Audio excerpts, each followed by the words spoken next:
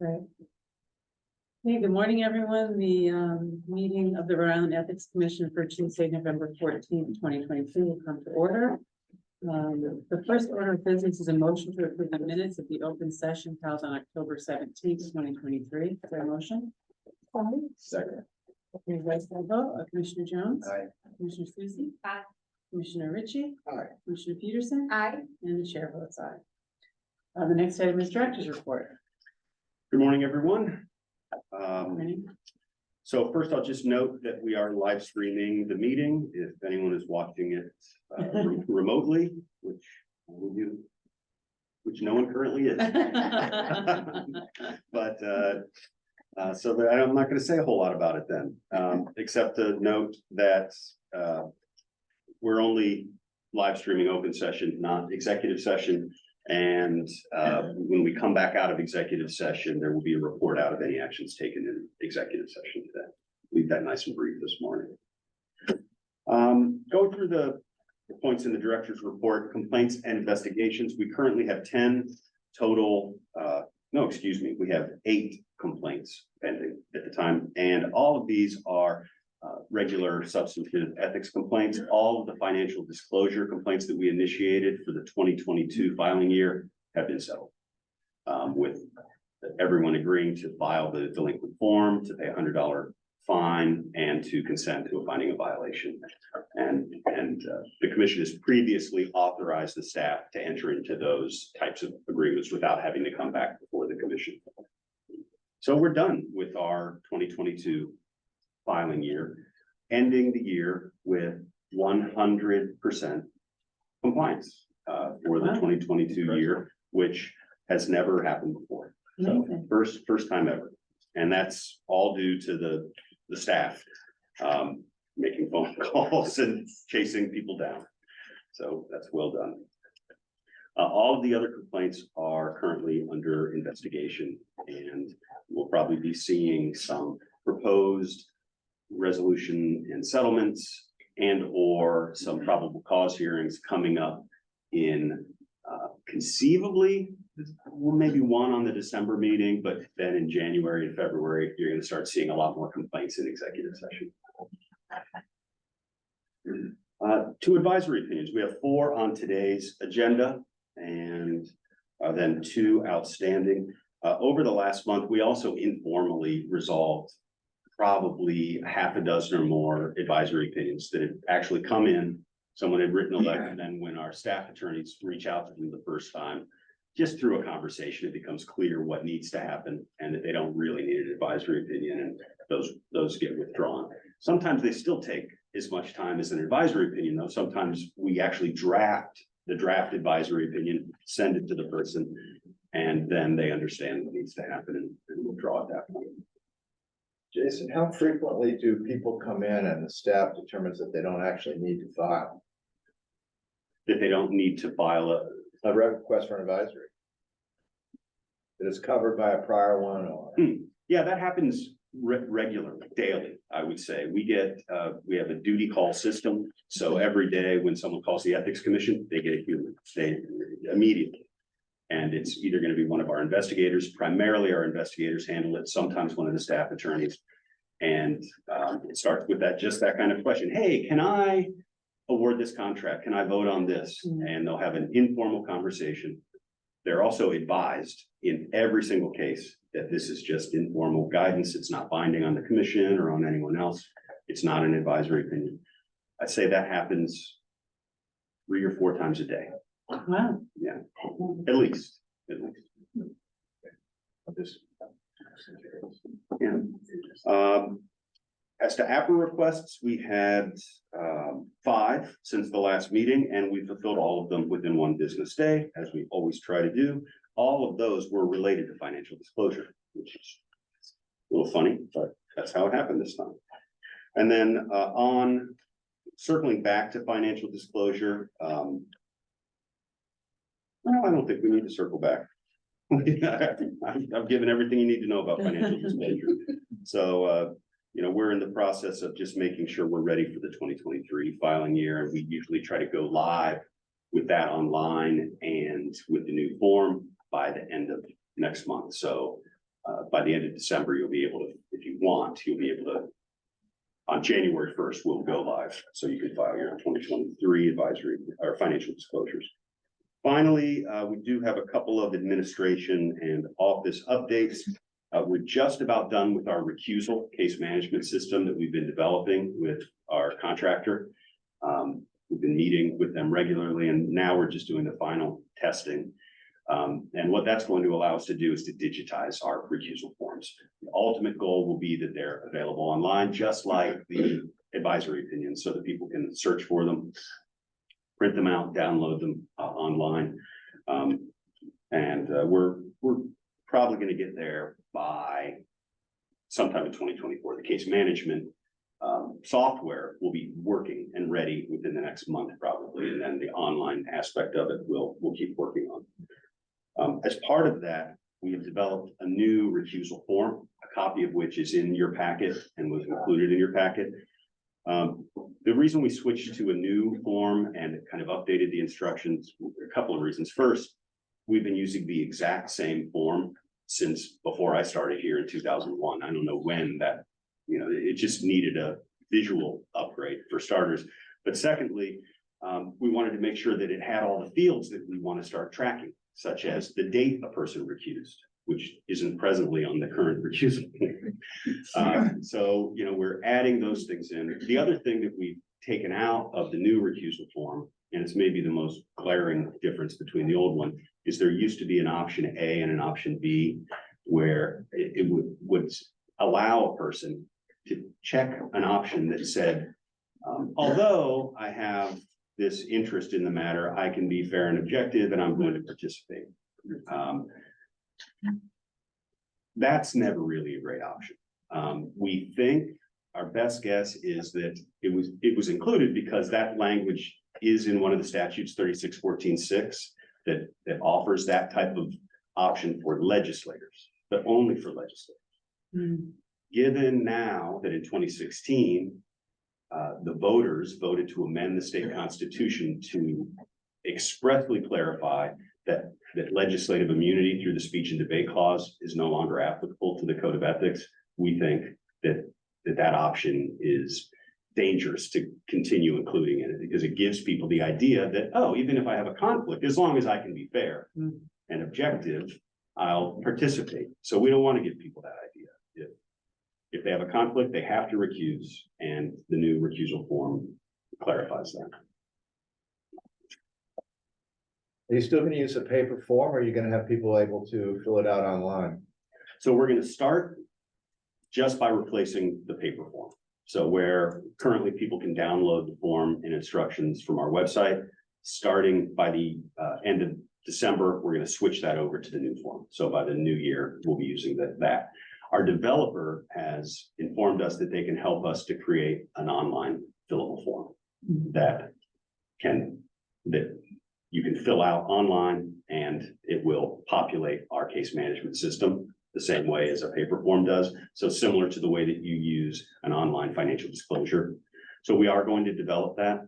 We just need to make sure that, because we're not the only people that need a copy of that. Right. You also need to file it in your city or town. That's why I asked. Right. But we think we can resolve that. In fact, we just talked about it at our last development meeting, by making it work the way that financial disclosure works. When you file your financial disclosure statement online and you hit submit, you have to include an email address. And then we automatically email you an attachment copy of your financial disclosure. So if we can do the same thing with the recusal form that's filed online, require an email address, and then email them a copy, then they can send that off to their town clerk or print it and file it with their town clerk. Also have a receipt of it themselves. So I think that's how we. So I guess that leaves the question of how you're going to deal with signatures. We do electronic signature. We do. DocuSign.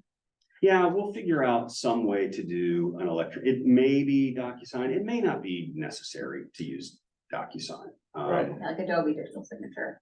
What do you do now with financial disclosure? We have an electronic signature. Yeah, it's not DocuSign. It is, the person has credentials that only they have. Uh-huh. And then they certify under the pains and penalties of perjury that everything that they've written is true to the best of their knowledge.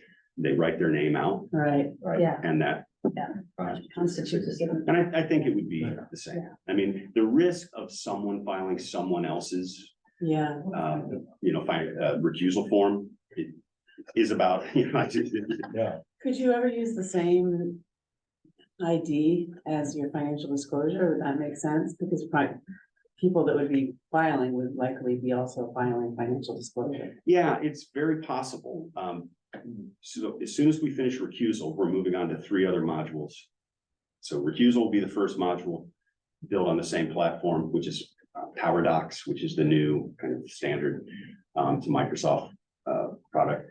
Then we're going to do advisory opinions and create a new case management for that. Then we're going to do the big project, which is our complaint case management module, which is probably going to take the most time. And then finally, we're going to end with a new financial disclosure case management system. So once all 4 of those are on the same platform and developed by the same team, I think they should be able to talk to each other in one login, maybe able to allow a person to handle multiple. It's pretty ambitious, honestly, but it's coming along. Hearing it. Well, I was asking, very ambitious. But we're trying to take it in manageable chunks, Yeah. starting with the easiest one, which is recusal. Great. Thank you. Finally, in administration office updates, I'll just update you since I get asked this so often about where are we with commissioner appointments. I have had direct communication in the last week with both the governor's office and with Minority Leader Chippendale regarding his nomination and the governor's appointments. They both have candidates that they're vetting. So I just want to let you know that the process is moving along. Great. Keep you advised. And that's all I have, unless you have questions. I don't have a question. I just want to compliment the staff and you for what you did with financial disclosure this year. Very, very impressive. And I know you worked at it very hard to get those people on board. Thanks. We appreciate it. And we also recognize that it's one of the few areas where we can show you success. We can come to you and say 100%, or, in past years, 98%, 99%. So I appreciate that. And I know the staff does too. All right. Great. Any other questions? Okay, the next item is advisory opinions. And we have one sign-in who's just come in. Actually, I have to. Oh, we have 2 sign-ins, great.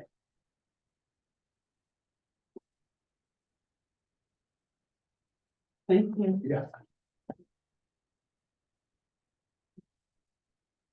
First sign-in is Galbraith. Actually, these folks are here on behalf of Gordon McNally. McNally. Yeah. That, Connell and that draft is at tab D in your binders. Mr. McNally gave me a heads up last week. He very much wanted to be here today. He gave me a heads up that he might not be able to, and I received a telephone voicemail at 7 o'clock this morning saying that he needs to bring his 10-year-old granddaughter to the dentist. Her parents both work, and his ex-wife, who was supposed to do it, is ill. So granddad is stepping in, but with us today are Tim Richard. Mr. Richard is the chair of the Situate Housing Authority. Pauline Galbraith, who is the executive director of the Housing Authority, and David Petrarca, who is the attorney for the Housing Authority. They thought that their presence here would be important. I welcome them and thank them for coming. Mr. McNally is one of 2 candidates to become the next resident commissioner for the Situate Housing Authority Board of Commissioners. While he is not currently subject to the Code of Ethics, the facts as represented suggest that a change to his status is imminent. He is asking the commission whether, if appointed, he may continue to clear entrances and sidewalks of snow and ice during snowstorms where he lives at Rockland Oaks, given that he is compensated for that activity by the Situate Housing Authority, which owns Rockland Oaks. Rockland Oaks is a 24-unit housing complex subsidized by HUD. Mr. McNally has been a resident there for the last 8 years. He has recently been asked by a number of other tenants, his neighbors, to run for the position of resident commissioner on the Housing Authority Board of Commissioners. That position is for a term of 5 years and carries with it no financial compensation. The election is this month, and the name of the person who gets the most votes will be submitted to the town council for appointment, and that term would begin on January 1st of 2024. For the past 5 years, the petitioner has removed snow and ice from sidewalks and entrances to Rockland Oaks during snowstorms. Now, the town arranges for a plow to clear the parking lot, but does not assist with anything else. When there is a storm, Mr. McNally gets out there, sometimes as early as 4 a.m., to start clearing and sanding. Mr. McNally has cleared snow for an average of 3 to 4 snowstorms per year during the last 5, for which he receives a stipend of $150 from the Housing Authority's maintenance budget, which is capped by the federal government at $200 per month. The executive director, Ms. Galbraith, does answer to the Housing Authority Board of Commissioners, but her salary is set by the federal government. She is currently in the 2nd year of a 5-year contract. The petitioner states that if he is appointed resident commissioner and allowed to continue to perform snow and ice removal for compensation on an as-needed basis, he would recuse from any and all matters in which the executive director appears other than in official capacity, and or in which the executive director has a personal financial interest. Moving to the code. Regulation 1.5.1 prohibits an elected or appointed official from accepting any appointment that requires approval by the body of which he is or was a member to any position which carries with it financial benefit or remuneration until the expiration of 1 year following that person's membership on such body. Now, the Ethics Commission may approve an exception if satisfied that denial of such appointment or election would create a substantial hardship to the body, in this case, the Situate Housing Authority. In general, the purpose of the revolving door provisions is to prevent government officials from unfairly profiting from or otherwise trading upon the context, association, and special knowledge that they acquired during their tenure as public servants. When I first spoke with Mr. McNally after reviewing his letter, in which he asked if he could continue to clear snow in the event that he is appointed resident commissioner, things pretty much landed where I suggested to him that he choose which one of those things he'd prefer to do. He said he would give it some thought and get back to me. A short time later, I received a call from Ms. Galbraith, the Housing Authority's executive director, and that is what I learned the following. During snowstorms, paths and entrances need to be kept clear for tenants and rescue vehicles. Many residents who are elderly and or disabled often will not wait until the sidewalks are cleared before venturing out, creating a significant safety issue. Attempts to get someone off-site to perform these duties have not worked out, in large part due to the requirement that the work be completed at such an early hour. And a local young man with whom arrangements had been made to help out a year ago would either resulted in him either showing up too late to be helpful or not at all. Without a dependable alternative, having someone on site to do this work is practically a requirement, according to Ms. Gilbreth. The petitioner is one of 4 male residents, and the other 3 are elderly and or otherwise physically disabled. There's no definition of substantial hardship in the Code of Ethics. Therefore, the Ethics Commission determines whether a substantial hardship exists on a case-by-case basis, considering the totality of the circumstances presented. The performance of the work at Rockland Oaks, for which a nominal stipend is paid, involves a safety issue dictated by the weather.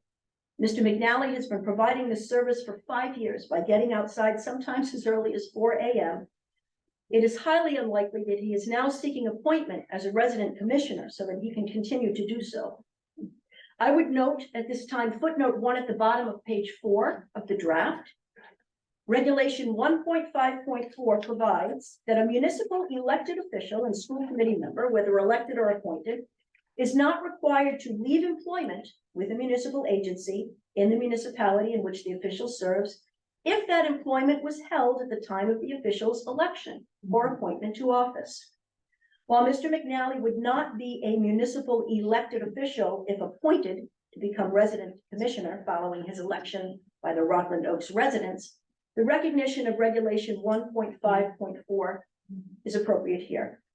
Accordingly, based on the totality of the circumstances presented, including the petitioner's representation that he would recuse as appropriate from housing authority matters involving the executive director, it is the opinion of staff that the petitioner may, if appointed resident commissioner, continue to assist with snow cleanup at Rockland Oaks as necessary during snowstorms. And this recommendation is based upon a determination by staff that the facts as represented indicate that the denial of the petitioner's request would create a substantial hardship for the Situate Housing Authority.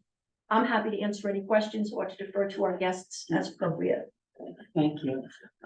Ms. Galbraith, Mr. Richards, Attorney Petracca, you've heard the staff's analysis. Do you have any questions, comments, additions?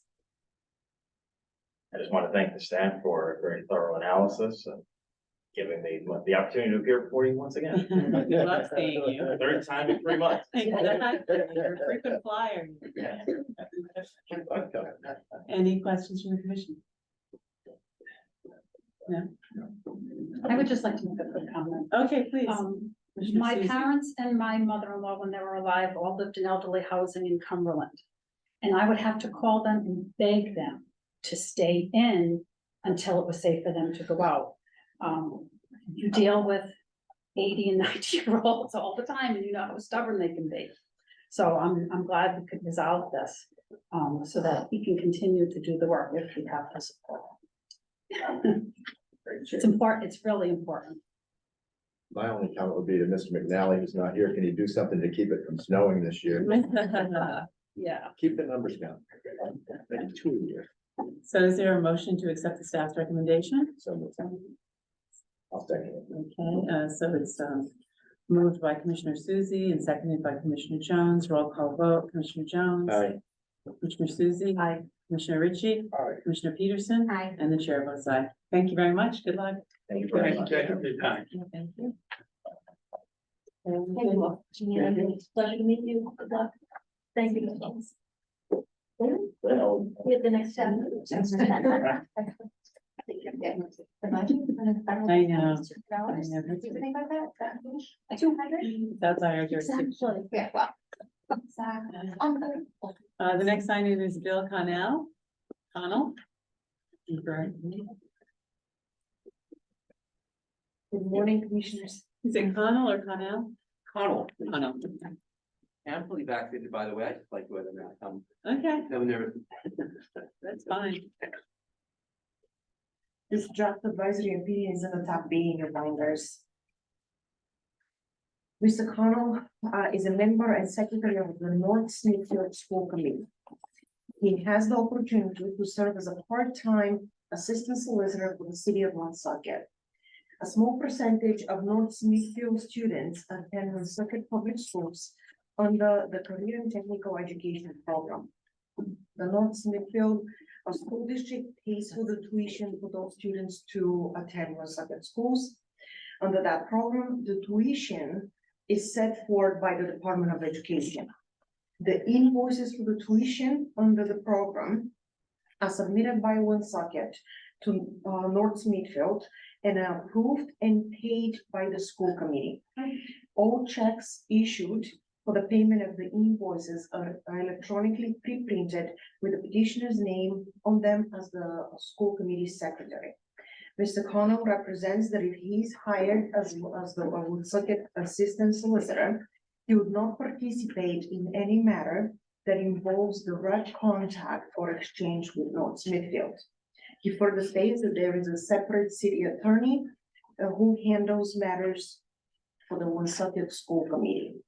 Given this set of facts, he seeks guidance regarding whether, if hired as a Woonsocket assistant solicitor, the Code of Ethics will prohibit him from participating in North Smithfield School Committee voting to pay Woonsocket for the tuitions for the students attending the program, and whether the Code of Ethics prohibits his name from being electronically pre-printed on the checks for the payment of the tuitions.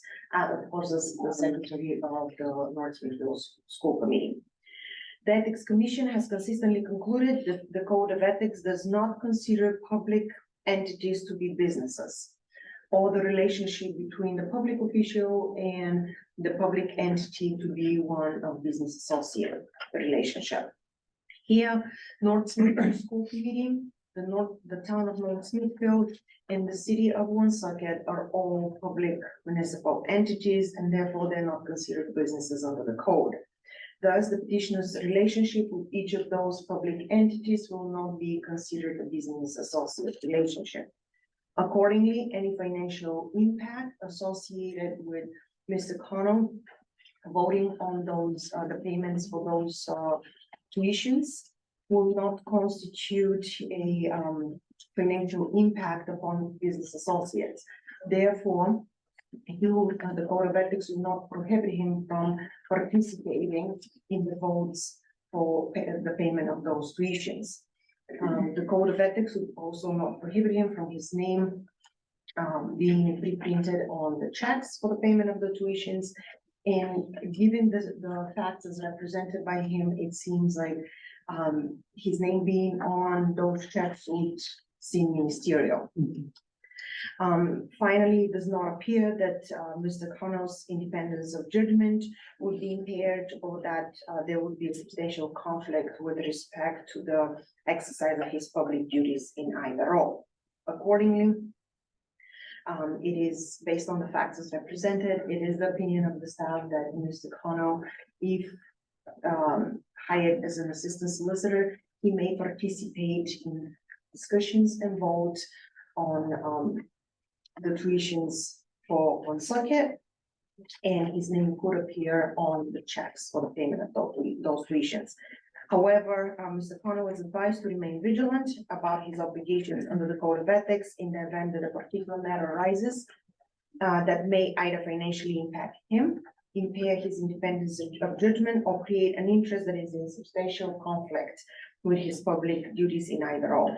In those circumstances, he should either recuse or seek further guidance from the commission. Thank you. I'm happy to answer any questions you may Great, have. thank you. Mr. Connell, you've heard the staff's analysis and recommendation. Do you have any comments or questions or? Just again, to thank the staff, I've had opportunity to work with all the staff before, and always a pleasure, very helpful and enjoyable and easy to work with. And we're also a lot on the Government Lawyers Committee, so we see each other a lot. It's great to, again, I just can't thank them for their professionalism. And no, the only other thing I just mentioned, and maybe going down a little side, was the tuitions. Years ago, it was an issue, but the General Assembly passed a law a few years ago that kind of took the setting of tuition between the different schools out of the equation. So like when we talk about an actual conflict, 10 years ago, we had an issue with Woonsocket over the amount of the tuitions, but because of the statute, which again came out about 2 years ago, it's pretty much leveled the playing field, and the idea was to try and take away that competition. So the numbers are pretty much ministerially set. However, what I said in my list, if we did have an issue though that arose, if something did happen, beyond with that issue with Woonsocket and our schools, then I would obviously know that that's not, that goes beyond just the ministerial, and so I would confuse from this. Thank you. Any questions? Yes. Mr. Cannell, you're an attorney. You are going to be assistant solicitor. And in that role, you will have obligations under the rules of professional conduct, will you? Yes. And those will affect your decisions regarding potential conflicts of interest as well, will they not? They do. That's all I want to put on the record. Any questions? Just one observation, Council. Yes. In notice you said that you look forward to being the assistant solicitor. You've never done that before in the state of Rhode Island. That's correct. Well, I was an assistant solicitor, and I'm gonna see you good luck. Yes, I understand. It's, but I'm getting, it's point my career. It's something I'd like to do, and again, in fact, they reached out to me on it, and it was something that was, open. So, thank you. Okay. Is there a motion to accept the staff's recommendation? Is there a second? I'll second. Okay, so, moved by Commissioner Jones, seconded by Commissioner Peterson, roll call vote. Commissioner Jones? Aye. Commissioner Susie? Aye. Commissioner Ritchie? Aye. Commissioner Peterson? Aye. And the chair votes aye. Thank you very much and best of luck to you. Thank you very much.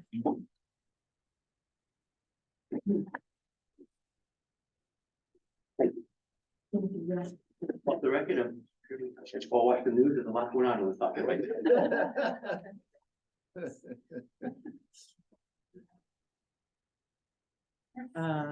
The next advisory opinion is, I think, tab A, Joseph Lang. Okay, correct. Mr. Joseph Lang, he was unable to attend today's meeting just because of his work. He was unable to leave work this morning, but he authorized me to proceed in his absence. Mr. Lang also received a safe harbor due to canceling the meeting, last meeting, so he does have a safe harbor. Mr. Lang is a member of the North Situate Village Overlay Committee. He was appointed to that position in August of this year. The committee's duties are to review and vote on any exterior alterations to homes located in the North Situate Overlay District. The petitioner lives in a home that is located in the Overlay District. He explains that the home is his primary residence. He purchased the home back in 2011 and has lived there ever since. The petitioner would like to construct an addition to his home, but in order to do so, he needs to appear and receive a permission from his own board. Thus, he seeks guidance regarding whether he qualifies for the hardship exception to the Code of Ethics prohibition on appearing before his own agency. The Ethics Commission reviews questions of hardship on a case-by-case basis and has in the past considered several factors. One of the factors is whether the subject property involved the official's principal residence or principal place of business, whether the official's interest in the property predates his appointment to public office, whether the relief sought involves a new commercial venture or an existing business, and whether the matter involves a significant economic impact. The Ethics Commission considers the totality of the circumstances and no factor is terminable. The Ethics Commission has considered and granted hardship exceptions in numerous occasions. I have listed several examples on page 2 of the draft. Here, the petitioner would like to construct an addition to his personal residence. He's owned that personal residence since 2011, which is more than 10 years prior to his appointment to the committee. Based on the petitioner's representations and consistent with our past advisory opinions, it is the opinion of the staff that the totality of these particular circumstances justifies making an exception to Section 5E's prohibitions. Accordingly, the petitioner may represent himself either personally or through a representative before the committee to seek a permit for the addition to his home. However, as the petitioner has properly anticipated, he needs to recuse from any decision-making relative to his application. And pursuant to Section 5E1 and concurrent with his recusal, he should inform his fellow committee members of the receipt of this advisory opinion and the fact that he's going to be recusing on the matter. I'm happy to answer any questions you may have. Great, thank you. This is a silly question. Sure. No, no silly. This, and I didn't, what is an overlay district? Is it like a historic district, a zoning district? I'm not completely sure. A lot of towns have That's it. silly. It's almost like a historic district because they act the same way. Usually for historic districts, you have to appear for any alteration on the outside of your home, you have to appear. So I would assume it's similar to that, but that's a good question. Okay, I'll ask the next time. Okay. That is what an overlay district is. This one seems like it's just a different name for a Correct. historic district commission because they're dealing with exteriors, which is what historic district commissions Right. do. Right. But there are all kinds of overlay districts. Okay. There are overlay districts, for example, for a village within a zoning district. Okay. North Kingstown is a good example. Okay, Lots of overlay districts. I'd never heard the term before. Okay. Thank you. Any other questions? Okay, hearing none, is there a motion to approve the staff's recommendation? So move. Is there a second? I'll second. Okay, moved by Commissioner Ritchie, seconded by Commissioner Peterson, roll call vote, Commissioner Jones. Aye. Commissioner Susie, Hi, Commissioner Ritchie. Aye. Commissioner Peterson. Aye. And the chair votes aye. Great. And final one. And the is- final one is under tab C, for Ms. Joy Cordio. He is also unable to attend today due to a family matter that she has to attend to. But she had authorized me to proceed in her absence. Ms. Cordio is a member of the Westerly Town Council. She requests an advisory opinion regarding whether she may continue to participate in town council's discussions and decision-making relative to a proposed plan for the reuse of the former Tower Street School, given that the Tower Street School property is located in close proximity to the petitioner's personal residence. In your binders, I have attached a map that I have prepared showing the location of the Tower Street School and Miss Cordio's residence. I like to see them, so I'm hoping that it will help you as well.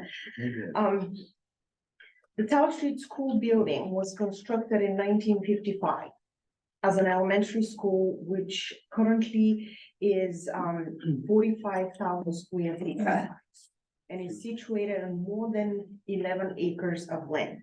In 2010, because of a decrease in the demographics, a school of this size was no longer needed. The town continued to use the building as a community center that offered various services. It was open 7 days per week and welcomed upwards of 2,000 people a day. In 2020, the facility shut down because of COVID-19 and had remained closed since and vacant. In 2021, the property was set to be sold to a private developer. However, the town council wanted to see if preferred to have a community-based options for the use of that property. And the town council president at that time reached out to the Royce Family Fund to discuss alternatives to the sale. The fund did their research, and the fund proposes that the existing school building is demolished and replaced with a new building with the same basic footprint and similar square footage. It is also proposed that the building be again used as a community center. The petitioner states that the Tower Street School is located a quarter mile from her home, which she has owned and occupied for the last 25 years. The petitioner further states that she is not an abutter to the property and that she has not received an abutter's notice. She also represents that she doesn't have any business, familial, or financial relationship with any of the abutters of the property or any of the principals or employees of the fund. The petitioner does not expect her property to be financially impacted, given that the use of the Tower Street School building will remain the same as its prior use. A question has recently been raised regarding whether the petitioner should continue participating in those discussions with regard to the use of the Tower Street School, given her close proximity to that property. In advisory opinions involving real property, the Ethics Commission has consistently applied a irrebuttable presumption that a property owner will be financially impacted by official action concerning abutting property. Thus, public official may not participate in any matters that concerning properties abutting their own properties. The Ethics Commission has also presumed that a property owner will not be financially impacted by any decision concerning a property that is in close proximity but not abutting their property. I have listed examples on page 3 of the draft. Here, the petitioner states that the property on which her personal residence is located is a quarter mile from the Tower Street School property. Additionally, the new building will continue to function as a community center consistent with its prior use prior to COVID-19. Therefore, she does not expect to be financially impacted by the proposed development. The petitioner represents that she has no financial interest with regards to the proposed development, and doesn't have any financial business associate relationship with the voters or the fund. Accordingly, based on the foregoing, it is the opinion of the staff that the petitioner may participate in town council's discussion and decision making relative to the reuse of the Tower Street School property. Thank you. I'll have to answer any questions. Any questions? You've made a point in the opinion about the fact that it's gonna be the same use repeating. Does that really matter? I mean, in general, not, in this case, I see why you put it in, but if it were the same use, but they were gonna increase property value, wouldn't that be a problem? Here, she says that she does not expect, it depends on the facts, if a petitioner comes, they're in close proximity of that property in question, but they know that their property will be financially impacted regardless of they're not abutters. Then we'll say, do not participate in that matter because your property will be financially impacted. So the rebuttable presumption works both ways. We are presuming that there is a financial impact if the properties are abutting. But if they come back and say, our properties are abutting, I'm within the 200 feet radius, I received an abutters notice, but here is an appraisal, my property will not be financially impacted by whatever is going on at my neighbor's property. If they can prove that, if they can show us that there's no financial impact, we'll say, okay, go ahead and participate. And that's the same thing with the presumption that there's no financial impact if you're not an abutter. If they come and say, I'm not technically an abutter, I'm not within the 200 foot radius, but my property will be financially impacted, there'll be increase in traffic maybe, there's additional factors, then we'll say, okay, although you're not an abutter, your property will be financially impacted and you need to reduce. That's interesting because I actually was wondering, why is this coming to us? She's not in the butter, I just thought this would be one that you'd actually be able to handle without bringing it to the commission. And that's why we review whether or not, what is the use of the property now, that it's gonna be the same footprint. It's located, there's two major streets that are, or maybe three streets that are abutted. Narragansett Avenue and Tower Street. And actually, the petitioner represents the currently to go into the property's parking lot is through Narragansett Avenue, and they're anticipating it's gonna be the same. The building's gonna be pretty much the same square or the same footprint. It could be a little bit smaller in square footage. So when you were presenting this, you had mentioned that somebody raised it with the petitioner. Is that also part of what prompted the interest in being on the record? That's why she requested it, because she did not even think, because she didn't even think she had a conflict at all. Right. Somebody has raised it, so she came to us to ask whether or not there is really a conflict there. Can I ask the question about what's actually happening? Because she's participating in discussions. There's no final plan, right? There is no final plan. I think the fund, so back in 2021, I believe the fund got a lease. Right, it's simply a lease purchase and then for a period of 1 to 2 years to evaluate said uses. So there's a possibility that it won't be what she's describing. And so if that changes, let's say this falls through, they discuss it and they decide to go back to selling it to a developer, she's gonna need to come back and talk to us, right? She might. Yeah, so this isn't a final plan. This is based on what. And I can definitely talk to her and raise that. Because she could be financially impacted if they pick a different, even if the fund picks a different option, if they decide not to do the same footprint, they decide to do something that's gonna really impact your property one way or the other. It's a little.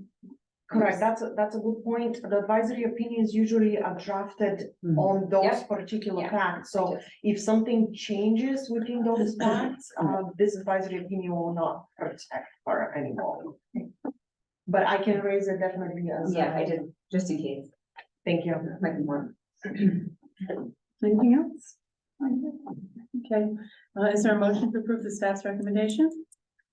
Okay, so it's moved by Commissioner Jones, seconded by Commissioner Susie. Roll call vote, Commissioner Jones, Aye. Commissioner Susie, Commissioner Ritchie, Aye. Commissioner Peterson, Aye. and the chair votes aye. Thank you.